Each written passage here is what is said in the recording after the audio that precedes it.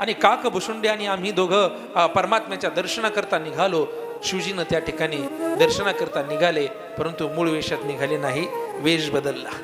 शिवजीनं काय केलं? वेश बदलला. एका साधूचा वेश घेतला, एका योग्याचा वेश घेतला आणि तो असणारा माझा परमात्मा, माझा सांब, त्या ठिकाणी तो योगीचा वेश घेऊन परमात्म्याच्या दर्शनाकरता निघाला. महाराज काक भुशुंडे आणि दोघं जण त्या ठिकाणी एका साधूच्या वेशामध्ये दोघं येऊन अयोध्या नगरीमध्ये येऊन थांबलेले आहेत आणि दशरथाच्या वाड्याकडे ते जाऊ लागले. परंतु शिवजी सांगतात, काय सांगू पार्वती तुला, एवढी गर्दी झाली होती, एवढी गर्दी झाली होती का त्या गर्दीमध्ये आम्हाला आत सुद्धा जाता येत नव्हतं. सर्व असणारे ऋषी मुनी साधू संत त्या ठिकाणी परमात्म्याला पाहण्याकरता दशरथाच्या वाड्याकडे निघाले होते आणि त्या अवध नगरीमध्ये एवढा असणारी गर्दी झाली होती, एवढी गर्दी झाली होती का जशी पंढरपूरला आषाढी वारीला होते ना, तशी गर्दी झाली होती.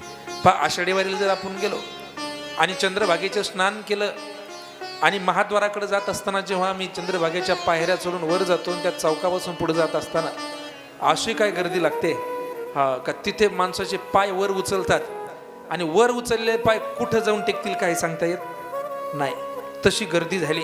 शिवजी भेटण्याकरता निघाले, काकभुशुंडी सोबत आहे, परंतु गर्दीमध्ये शिरले. त्या ठिकाणी राजवाड्याच्या द्वारापर्यंत आले, परंतु एवढी गर्दी झाली, एवढी गर्दी झाली, आता त्या गर्दीमध्ये शिवजीचे पाय उचलले आणि जसे पाय उचलले तसे पुन्हा शिरुईच्या तीरावरती शिवजी येऊन थांबली. गर्दीनं कुठं आणलं शिवजीला? पुन्हा शिरुईच्या तीरावरती आणलं. काय करावं म्हटले, लोक आज जाऊ देत नाही, एवढी गर्दी झाली, एवढी गर्दी झाली. आणि म्हणून आता कसं आज जायचं हा प्रश्न शिवजींना पडला. काकभुशुंडे आणि शिवजी दोघं एका शिरुईच्या तीरावरती एका झाडाखाली बसलेले आहेत आणि शिवजी आता प्रभूचं ध्यान करतायत. प्रभू, अहो तुमच्या दर्शनाकरता मी आलो आहे आणि तुमच्या दर्शनाची आस माझ्या अंतःकरणामध्ये आहे. प्रभू, प्रभू एकदा मला भेट द्या. प्रभु आप मिलो, प्रभु आप मिलो, प्रभु आप मिलो, प्रभु आप मिलो. जय हो. प्रभु आप मिलो, प्रभु आप मिलो, प्रभु आप मिलो, प्रभु आप. ओ प्रभु आप मिलो, प्रभु आप मिलो, प्रभु आप मिलो, प्रभु आप मिलो. ओ प्रभु आप मिलो, प्रभु आप मिलो. आप मिलो, प्रभु आप मिलो. प्रभु आप मिलो, प्रभु आप मिलो.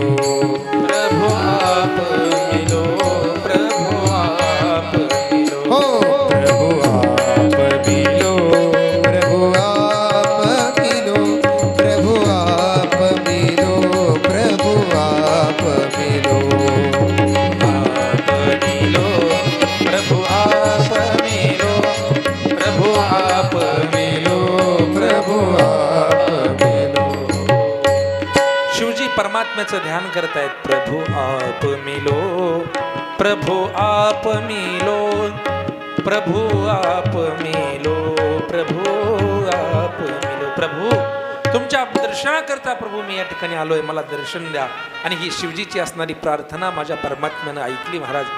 आणि तिकडे परमात्मा आता रडायला लागले. शिवजींना दर्शन द्यायचंय ना, परमात्मा रडू लागले. काही केला परमात्मा राहत नाहीयेत. काय झालं बाळाला, काय झालं बाळाला, काय झालं बाळाला म्हणून सगळीकडे चर्चा सुरू झाली. बाळ रडता राहीना, काय झालं, रडायचं राहत नाहीये. रामप्रभू अतिशय मोठ्यानं रडू लागले, रडता राहीना. शेवटी एक म्हातारी काठी टिकत टिकत आली. म्हटली, कौसल्ये तुला काही कळतं का? अगं म्हणे, साऱ्या सकाळचे एवढी लोकांची गर्दी झाली, सगळे लोक बाळाला पाहण्याकरता येत आहेत, कित्येक जणांनी आपल्या मांडीवर घेतलंय आणि सकाळपासून बाळ लोकांच्याच मांडीवर आहे.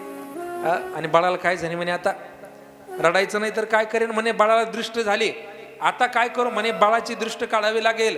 आता बाळाची दृष्ट काढणारं कोणीतरी पाहावं लागेल. आणि मग शोधू लागले. है का कोई बालक की दृष्ट निकालने वाला बाबा, है का कोई बालक की दृष्ट निकालने वाला बाबा, है का कोई बालक की दृष्ट निकालने वाला बाबा. असं म्हणून ते असणारे शोध घेत शिरूरच्या तीरावरती आले. आणि हे दोघं जण साधू तिथे बसले होते. यांनी ते असणार ऐकलं. अहो म्हणे, काय झालं? ते आले, म्हटले कुठले आहात तुम्ही? म्हटले हिमालयात. काय करता हिमालयात? अहो तपश्चर्या करतो. हो, तुम्हाला दृष्ट काढता येते का? हो म्हणे. कोणला झाली दृष्ट? अहो म्हणे आमच्या राजांना पुत्र झालाय, दशरथांना पुत्र झालाय, आणि ते कौशल्याचं जे बाळ आहे ना, ते बाळ रडतंय, राहत नाहीये, त्याला दृष्ट झाली. शिवजींनी ऐकलं, म्हटले माझं गारहाणं प्रभूंनी ऐकलं बरं. आणि शिवजी त्या ठिकाणी म्हटले हो मला येते दृष्ट करता, काय करावं लागेल? म्हटले आम्हाला त्या बाळापर्यंत घेऊन जावं लागेल. आता एवढ्या गर्दीतून शिवजी मागे आले होते, आता ते द्वारपाल पुढे चालले आणि शिवजीला घेऊन चालले. आता त्यांनी सगळी गर्दी हटवली. महाराज बाजूला सरका, बाजूला सरका. आणि या दोघांना गर्दी हटवत हटवत हटवत कुठे नेलं? राजवाड्यामध्ये नेलं. कौशल्याच्या समोर हे गेलेले आहेत आणि कौशल्या समोर आली आहे. हा बाबा तुम्हाला दृष्ट काढता येते का? हो म्हणे काढता येते ना. काय करावं लागेल? माय तुझ्या जवळ असणारं ते बाळ आहे ना, ते बाळ आता तुला माझ्या मांडीवर द्यावं लागेल. कोण म्हणतंय? भगवान शिवजी म्हणतायत मला ते बाळ माझ्या मांडीवर द्यावं लागेल, मग मी त्याची दृष्ट काढतो. हो, शिवजी एवढे आतुरलेले होते महाराज परमात्म्याच्या दर्शनाकरता. जसा एखादा कृपण माणूस धनाच्या लोभानं धनाकरता असूसलेला असतो, तसे माझे शिवजी प्रभूंच्या दर्शनाकरता असूसलेले होते महाराज. लाभाची मिसे पुढे चाले म्हणा, धनाचा कृपणा लोभ जैसा. जसा त्या कृपण माणसाला धन आवडतं ना, तसं माझ्या असणाऱ्या शिवजींना परमात्म्याचं दर्शन प्रिय होतं, त्या असूसलेले होते. आता शिवजी त्या ठिकाणी परमात्म्याकडे पाहू लागले. कौशल्यानं आपलं बाळ हातामध्ये घेतलं आणि शिवजींच्या मांडीवर दिलं. महाराज ते सावळ सुकुमार राजस गोंडस रूप माझ्या असणाऱ्या शिवजींना पाहिलं.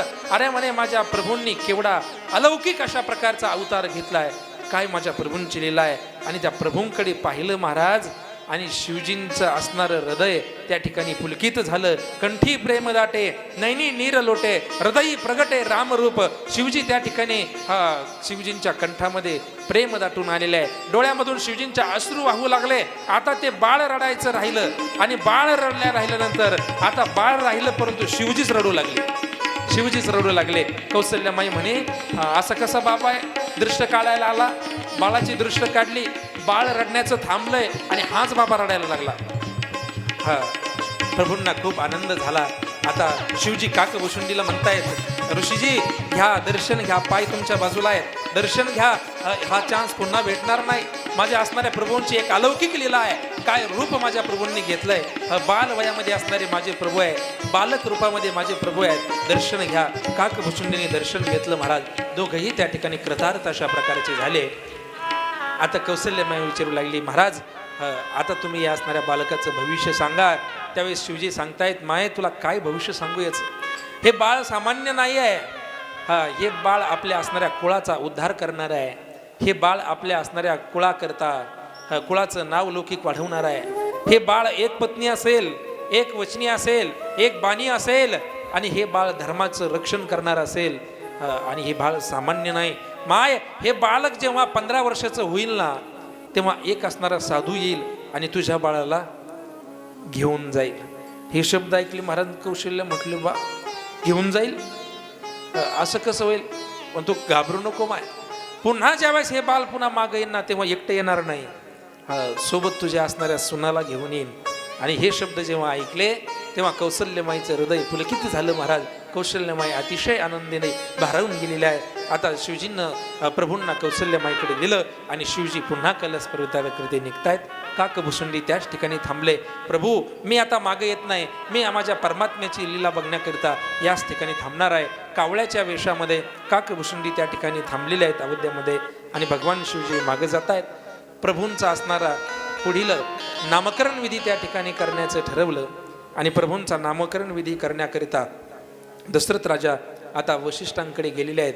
आणि वशिष्ठांना म्हणू लागले गुरुवर्य आता असणाऱ्या बाळांचं नाव त्या ठिकाणी ठेवणं गरजेचं आहे, नामकरण विधीची तयारी करणं गरजेचं आहे.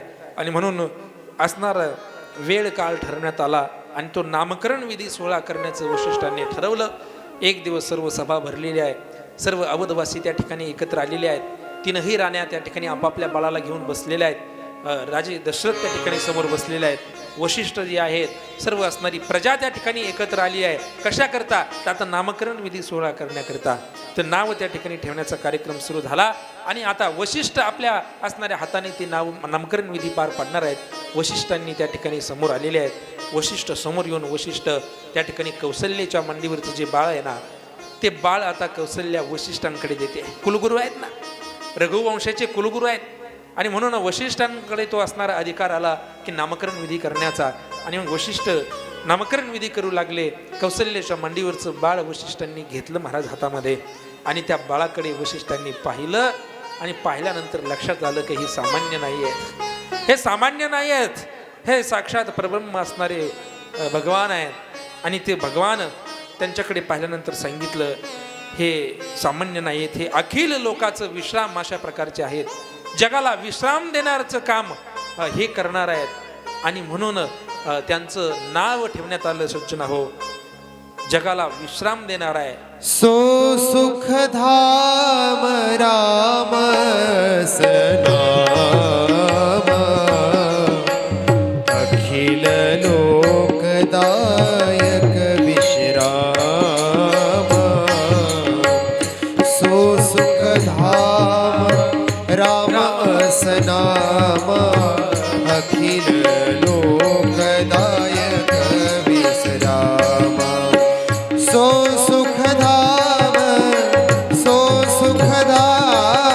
राम सनाम अखिल लोकदायक विश्राम. प्रभु रामचंद्र भगवान की जय. प्रभु रामचंद्र भगवान की, प्रभु रामचंद्र भगवान की जय. जगाला विश्राम देणार आहे म्हणून राम असं नाव प्रभूंचं ठेवण्यात आलं.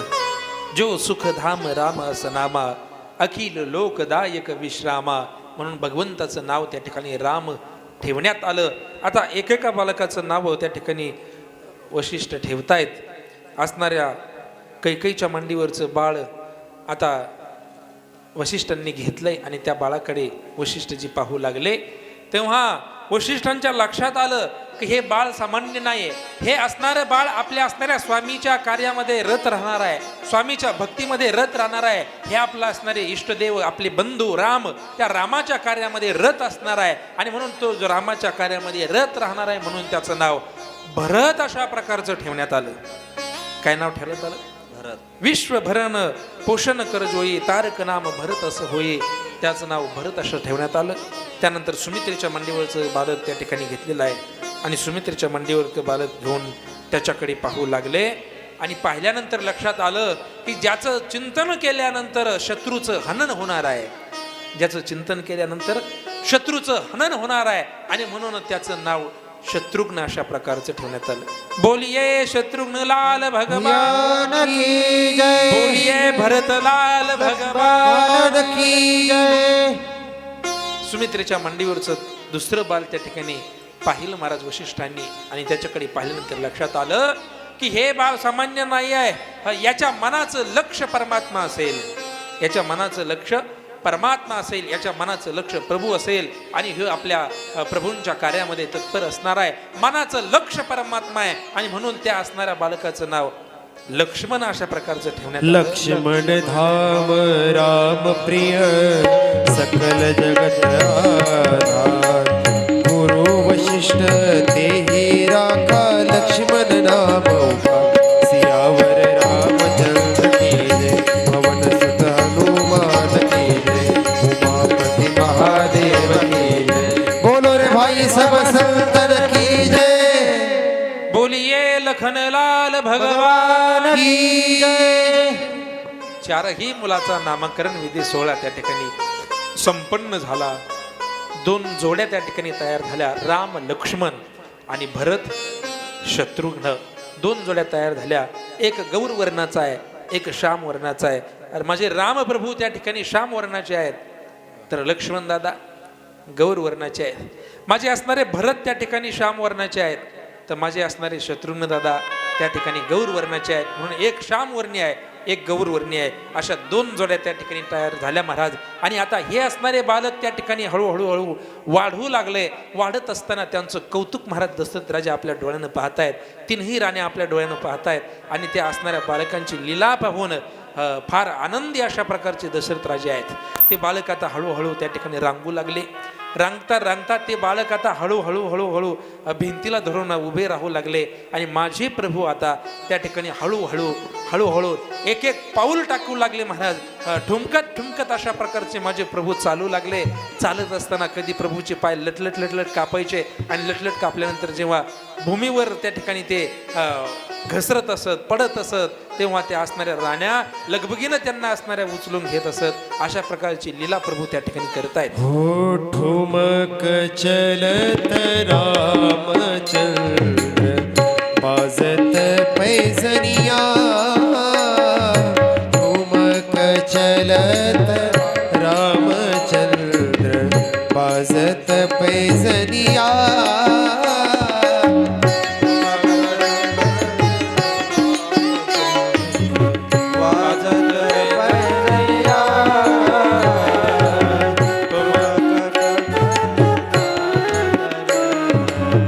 वाजत पैदनिया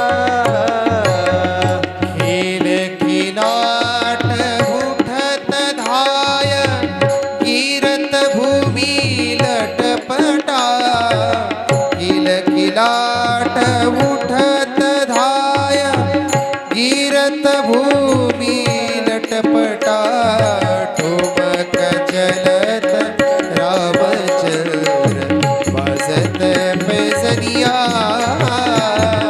ठुमक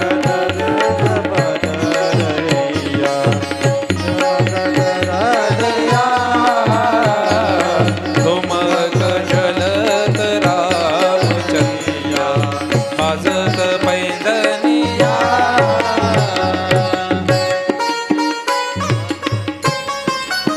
त्या ठिकाणी प्रभू चालतायत. ठुमकत ठुमकत अशा प्रकारचे प्रभू चालतायत. चालत असताना प्रभू त्या ठिकाणी चालता चालता धपकन त्या ठिकाणी पडण्याची लीला करतायत. प्रभूला पडलेलं पाहून त्या असणाऱ्या राण्या अगदी कासावीस होत आहेत. लगबगीनं लगबगीनं धावत जात आहेत. प्रभूंना उचलून घेत आहेत. अशा प्रकारची लीला प्रभू त्या ठिकाणी करतायत. आणि चालता चालता पायातले असणारे जे काही पैंजण आहे ते पैंजण अतिशय सुंदर अशा प्रकारचे वाजत आहेत. ठुमक चलत रामचंद्र बाजत पैंजनिया. अशा प्रकारची प्रभूंची असणारी लीला त्या ठिकाणी प्रभू करतायत. आणि ती लीला पाहून दशरथ राजे आणि सर्व अवधवासी तीनही राण्या अतिशय आनंदानं भारावून जात आहेत. असं दशरथ अतिशय आनंदामध्ये आहेत. तीनही राण्या आनंदामध्ये आहेत. प्रभू हळूहळू त्या ठिकाणी लीला करतायत. आता प्रभू हळूहळू त्या ठिकाणी मोठे होऊ लागले. मोठे झाल्यानंतर प्रभूंचं त्या ठिकाणी यज्ञोपीत संस्कार अशा प्रकारचे करण्यात आले. वशिष्ठांच्या हाताने यज्ञोपीत संस्कार त्या ठिकाणी झाले तीनही बाळांचे. आणि यज्ञोपीत संस्कार झाल्याच्या नंतर प्रभू त्या ठिकाणी शिक्षा घेण्याकरिता प्रशिक्षण घेण्याकरिता अध्ययन करण्याकरिता गुरुग्रही त्या ठिकाणी भगवान जात आहेत. गुरुग्रह गई पडणं रघुराई अल्पकाळ विद्या सब पायी. परमात्म्याने त्या ठिकाणी गेल्यानंतर थोड्याच कालखंडामध्ये सगळ्या प्रकारची विद्या त्या ठिकाणी प्राप्त करून घेतली. भगवान पुन्हा त्या ठिकाणी अवध नगरीमध्ये येत आहेत. सज्जन हो, जगाचा मालक आहे. कर्तुम अकर्तुम अन्यथा शक्तो आहे. सार्वभौम अशा प्रकारचा तो असणारा राजा आहे. एवढंच नाही तर तो सर्वज्ञ आहे. सर्वज्ञ असणारा परमात्मा तरी सुद्धा तो इथे आल्यानंतर गुरूंकडे जातो शिक्षण घेण्याकरिता. का जावं? का गेला माझा परमात्मा? काय जाण्याची गरज होती का? सर्वज्ञ असणारा माझा परमात्मा आहे. परंतु तरी सुद्धा तुम्हा मला त्याला दाखवून द्यायचं आहे की त्या ठिकाणी मानवाचा उद्धार त्या ठिकाणी गुरुशिवाय नाही आहे. त्या ठिकाणी संताशिवाय आपल्याला परमात्म्याची भेट नाही आहे. संताशिवाय ते ज्ञान नाही आहे. आणि म्हणून तो माझा परमात्मा त्या लीलेतून तुम्हा मला दाखवून देतो की अरे त्या ठिकाणी राजा जरी असला परमात्मा जरी असला तरी संताशिवाय प्राप्ती संता विन प्राप्ती नाही ऐसे वेद देते ग्वाही. आणि म्हणून माझा परमात्मा त्या ठिकाणी शिक्षणाकरता ज्ञान मिळवण्याकरता अध्ययन करण्याकरिता गुरुग्रही गेली आहे. तिथून सर्व अल्पकाळामध्ये सर्व विद्या प्राप्त करून परमात्मा पुन्हा पाठीमागे आलेले आहेत. आणि पाठीमागे आल्यानंतर फार सुंदर अशा प्रकारची लीला प्रभू करतायत. सकाळी सकाळी प्रभू उठतायत. उठल्यानंतर आपल्या असणाऱ्या आईवडिलांचं दर्शन त्या ठिकाणी प्रभू घेत आहेत. प्रात काळ उठी रघुनाथ प्रात काळ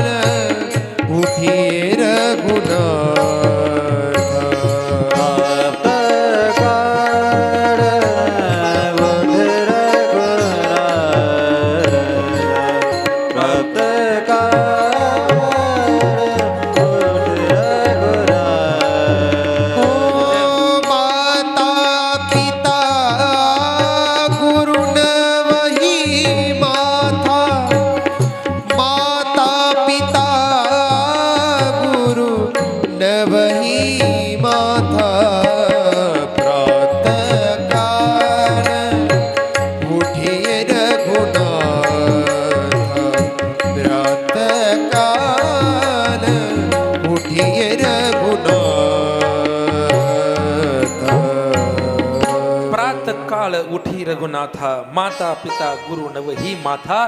प्रभू त्या ठिकाणी सकाळी उठत असत आणि आपला माथा असणाऱ्या आपल्या आईवडिलांच्या चरणावरती प्रभू ठेवत असत. पहा, मनुष्य कितीही मोठा झाला तरी आपल्या आईवडिलांपेक्षा मोठा होऊ शकत नाही. आणि मोठं होण्याकरिता आईवडिलांचा आशीर्वाद त्या ठिकाणी महत्त्वाचा असतो. आणि म्हणून माझ्या प्रभूंनी ते आम्हाला सांगितलं की त्या ठिकाणी माता पिता हे परमदैवत आहे. मातृदेव भव पितृदेव भव. म्हणून माझा परमात्मा त्या ठिकाणी आईवडिलांचं दर्शन घेतोय, माथा टेकतोय. अशा प्रकारचं प्रभूंचं आचरण आहे. आणि म्हणून रामाचा आचार, मानवाने जर रामाचा आचार जीवनामध्ये जर आणला ना तर मानवाचं कल्याण, त्यामध्ये कल्याण आहे. रामाचा आचार, कृष्णाचा विचार आणि हरीचा उच्चार. रामाचा आचार, कृष्णाचा विचार आणि हरीचा उच्चार जीवनामध्ये जर आला तर आपलं जीवन कृतार्थ झाल्याशिवाय राहणार नाही. आणि म्हणून ही रामकथा तुम्हा आम्हाला कृतार्थ बनवणारी कथा आहे. रामकथा तुमचं आमचं जीवन उज्ज्वल करवणारी कथा आहे. आणि म्हणून ही रामकथा तुमच्या आमच्या घरामध्ये आजही त्या ठिकाणी जिवंत असणं गरजेचं आहे. आणि म्हणून पुन्हा पुन्हा पुन्हा पुन्हा आम्हाला ती रामकथा का ऐकावी लागते तर आम्हाला आमचं जीवन उज्ज्वल करण्याकरिता ती असणारी रामकथा पुन्हा पुन्हा पुन्हा पुन्हा आम्हाला ऐकावी लागेल. महाराज, ऐकावी लागेल. चांगलं जीवन, यशस्वी जीवन बनण्याकरिता आम्हाला ही रामकथा रोज ऐकावी लागेल. ही रामकथा मंदिरातली कथा नाही आहे. ही रामकथा मंदिरातली कथा नाही आहे, तर ही रामकथा घराचं मंदिर बनवणारी कथा आहे. रामकथा घराचं मंदिर बनवणारी कथा आहे. आणि म्हणून ही रामकथा, ज्याला वाटतं ना आपल्या घराचं मंदिर व्हावं, ज्याला वाटतं ना आपल्या घराचं मंदिर व्हावं, त्यांनी आपल्या जीवनामध्ये रामकथा आणावी. रामकथा आली की आपल्या घराचं मंदिर झालं. महाराज, ज्यांनी ज्यांनी जीवनामध्ये परमात्मा आणला, परमात्म्याची लीला आणली, परमात्म्याचं असणारं चरित्र आणलं, त्यांचे घर नाही राहिले तर घराचं काय झालं? आमच्या तुकोबरायचं घर राहिलं नाही. तुकोबरायचं घर काय झालं? मंदिर झालं. आमच्या नाथ महाराजांचं घर नाही राहिलं, घराचं काय झालं? मंदिर झालं. आणि म्हणून ही रामकथा आमच्या घराचं मंदिर बनवणारी कथा आहे. म्हणून ती आमच्या घरामध्ये आली पाहिजे. आमच्या घरातल्या प्रत्येक सदस्यापर्यंत ती असणारी रामकथा पोहोचली पाहिजे. म्हणून पुन्हा पुन्हा पुनी पुनी कितनी हो सुनी सुनाई, दिल की प्यास बुझत न बुझाई, अशा प्रकारची असणारी रामप्रभूंची चरित्र कथा आहे.